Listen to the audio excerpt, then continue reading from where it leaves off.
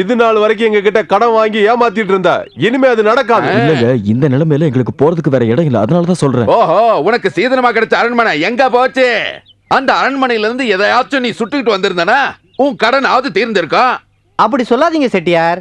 கனகசபை ரொம்ப ரொம்ப நல்லவன். கனகா, எனக்கு ஒரு பாத்ரூம் கட்டியிருந்தா ரொம்ப நல்லா இருக்கும். அடிக்கடி வெளியே போக வேண்டியிருக்கு. ஐத்த வேற கலக்கு. நான் சொல்றதை நல்லா கேட்டுக்கோங்க. வேணும்னா ஆளுக்கு ஒரு கிளாஸ் டீ தரேன், குடிச்சிட்டு இடத்த காலி பண்ணுங்க. அந்த டீ உன் புருஷ வயல ஊத்துடி. என்ன தைரியம் இருந்தா கம்பெனி போர்டை இவனுங்க வட்டி கடை போர்டாக்கி இருப்பானுங்க. ரொம்ப ஓவரா தான் போறானுங்க.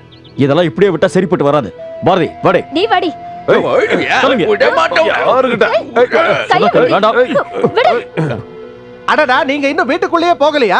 டேய் வட்டிக்கார பசங்களா, உங்களை எல்லாம் இங்க இருந்து எப்படி காலி பண்றது எங்களுக்கு தெரியும். கனகசபை தயவு செஞ்சு வந்து வண்டில ஏறு. இன்னைக்காவது கல்லடி வாங்காம நாடகத்தை நடத்தலாம். விடு. வா வா வா. டபுள் ஷோ மத்தியானம் மதுரையில, நைட் திருச்சியில. வா போலாம்.